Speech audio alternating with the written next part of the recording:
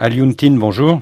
Bonjour. Ousmane Sonko n'est arrivé que troisième à la présidentielle de 2019. Pourquoi son arrestation a-t-elle provoqué une telle émotion dans tout le pays? Je pense qu'il y a d'abord le précédent Karim Wade et puis Khalifa Sall, qui étaient deux candidats présidentiables, qui ont eu des procès qui n'ont pas été ressentis par tout le monde comme des procès équitables. C'est qu'on les a écartés effectivement par la justice sénégalaise, pratiquement par les mêmes juges. Et quand effectivement il y a eu cette histoire de viol, la thèse du complot politique a fini effectivement par gagner de plus en plus l'opinion du fait qu'il y a eu l'affaire Karim Wade qui a été écartée et Khalifa Sall. Alors justement, le président Macky Sall, lui, il affirme que cette affaire d'accusation de viol portée contre Ousmane Sonko, c'est une affaire privée et qu'il n'a rien à voir là-dedans. Vous-même, qu'est-ce que vous en pensez? En réalité, les deux histoires sont connectées. Sonko, c'est pas n'importe qui. Et la manière, effectivement, dont la question a été traitée dès le début, il me semble que c'est ça qui a posé problème. On a convoqué Sonko et tout de suite, on est allé le prendre. La police est venue avec toutes les forces. Et immédiatement, ça a créé la tension auprès de la jeunesse. Mais Sonko aussi, qui est très politique, effectivement aussi, a tout centré sur le complot politique, a fait un discours et a fait un appel à la résistance. Pensez-vous que Macky Sall a trahi le fond de sa pensée le jour où il a déclaré « Je veux réduire l'opposition à sa plus simple expression » ? Il est évident qu'il y a un lien. Mais en même temps, il faut le dire, le grand problème que nous avons, c'est la question de l'indépendance de la justice. C'est toujours l'opposition qui est accusée. Alors, forcément, les gens se disent que c'est une justice partisane. Et dans le contexte politique dans lequel Sonko, c'est une espèce de star de la jeunesse, parce que c'est une jeunesse souverainiste, radicale, et Sonko est radical et anti-système. Il a des rappeurs, des stars, la plupart des gens de Y'en a marre aussi, même s'ils disent qu'ils ne le soutiennent pas, ils le soutiennent. Tout ça, ça a fait que ça a été la révolte de la jeunesse. Et sans compter aussi, il faut le dire, il a le soutien aussi de pas mal de religieux qui le soutiennent parce qu'il a une certaine intégrité morale, il est très pieux, il articule un discours sur la question de la bonne gouvernance. Donc tout ça, ça fait qu'ils le prennent pour quelqu'un d'exemplaire. Le pouvoir, justement, reproche à Ousmane Sonko d'avoir un discours provocateur et violent.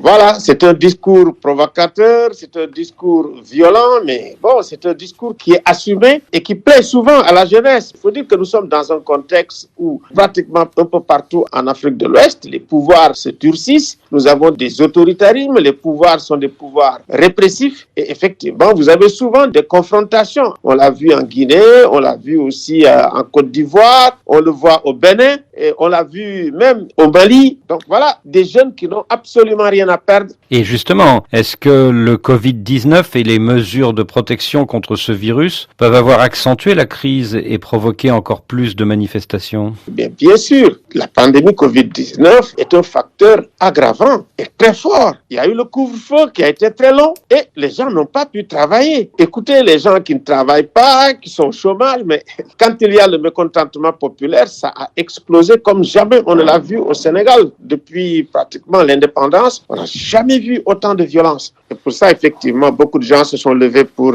intervenir, parler aux uns et aux autres, notamment la société civile, les chefs religieux et même le secteur privé. Alors ce dimanche 7 mars, le président Macky Sall a consulté beaucoup de personnalités, dont plusieurs chefs religieux et vous-même, Alioune. Quel est le message qui lui a été passé à ce moment-là? Écoute, le message qu'on lui a passé, c'est que le pays est menacé. Il faudrait effectivement qu'il use de son autorité, de ses pouvoirs pour vraiment apaiser. Et la première des mesures, c'était la libération de Ousmane Sonko. Qui est arrivé le lendemain matin. Voilà, on lui a dit, vraiment, il a bien écouté les messages et ensuite, effectivement, il a fait libérer Sonko. Et nous avons parlé aussi à l'opposition pour leur dire, vraiment, vous avez eu un discours extrêmement dur parce qu'il voulait faire 3 jours de manifestation dans un contexte vraiment où vraiment il y avait des violences inouïes. Tout le monde a eu peur. On s'est dit, mais si ça continue, le pouvoir va tomber. Et bon, ils ont compris. Puis ensuite, ils ont annulé les 2 jours de manifestation et ça a vraiment apporté l'accalmie. Mais de mon point de vue aussi, cette accalmie est précaire. Il faudrait effectivement la consolider, demander aussi à la police d'avoir un peu plus de retenue, surtout que le président de la République libère Guy Marius Sagna et l'ensemble des détenus politiques. Et demander également à l'opposition, surtout Ousmane Sonko, le M2D, qu'il tienne un discours qui apaise. On n'a jamais eu autant peur au Sénégal que lors des manifestations de ces derniers jours. Et quand vous demandez à la police de la retenue, vous pensez aussi à ces milices constituées de personnes civiles sans uniforme qui ont été vues aux côtés des policiers et des forces de l'ordre? Absolument. On pense aux milices privées parce que les milices ont eu un effet totalement négatif. Les milices armées ont opéré souvent à côté des policiers. Ce dimanche 7 mars, le médiateur de la République a lancé au président Macky Sall « Parlez, monsieur le président, avant qu'il ne soit trop tard ». Est-ce que vous pensez comme lui que le président a failli perdre le contrôle de la situation? Absolument. Le président aurait dû parler plus tôt. Je crois comprendre que le président ne voulait pas avoir l'impression d'intervenir ou d'agir avec vraiment un pistolet à la tempe, sous la pression. Mais il me semble qu'il y avait, surtout au moment où le ministre de l'Intérieur aussi a fait une sortie malheureuse, il me semble que c'est ce moment-là où c'était au président de la République de prendre la parole, de rassurer, d'aller effectivement vers la désescalade. Donc le président a eu la sagesse à vos yeux de faire libérer Ousmane Sonko et d'appeler à l'apaisement, hein. Oui, le discours du président a été un bon discours d'homme d'État, c'est un de ses meilleurs discours d'ailleurs, hein, appelant à l'apaisement, appelant à l'unité nationale. Il faut dire aussi que Sonko a bien répondu, hein, parce que Sonko aussi a répondu en républicain. Ousmane Sonko a dit qu'il ne voulait pas de coup d'État militaire, qu'il ne voulait pas non plus prendre le pouvoir par la rue. Alors bien sûr, tout le monde pense à la prochaine présidentielle, à 2024. Et justement, l'opposant Ousmane Sonko, il va jusqu'à demander au président Macky Sall de prendre publiquement l'engagement qu'il ne briguera pas un troisième mandat. Qu'est-ce que vous en pensez? Je pense que ce serait une bonne chose que le président de la République dise qu'il s'en tient aux 2 mandats. Parce que c'est pas explicite, mais la question du troisième mandat a exacerbé aussi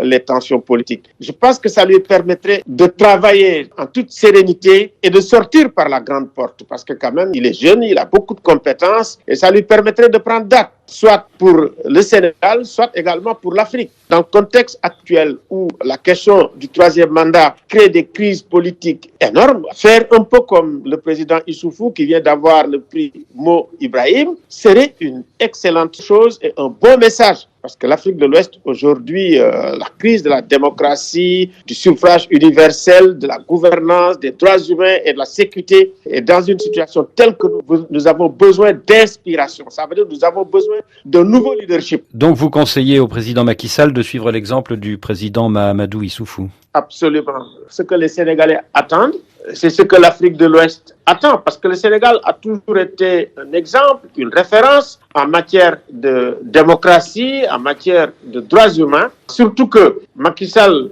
en 2011-2012, il faisait partie quand même du leadership, s'opposant radicalement au troisième mandat du président Abdoulaye Wade. Et il a dit effectivement, il a dit à plusieurs reprises qu'il s'en tiendrait effectivement à ces 2 mandats. Alioune Tine, merci.